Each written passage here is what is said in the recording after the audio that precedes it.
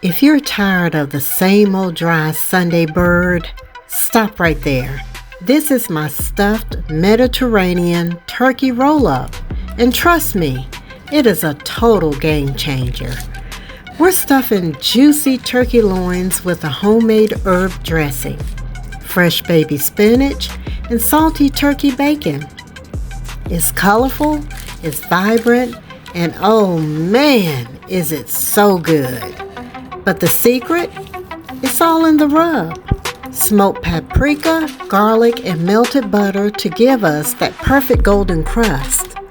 It looks high-end, but it's actually so simple to pull off. Whether you're wanting to fix this for Sunday dinner or if you want something different for Thanksgiving, this is how you level up your elegant feast. Stick around because this is yummy perfection. Now let's get into the recipe.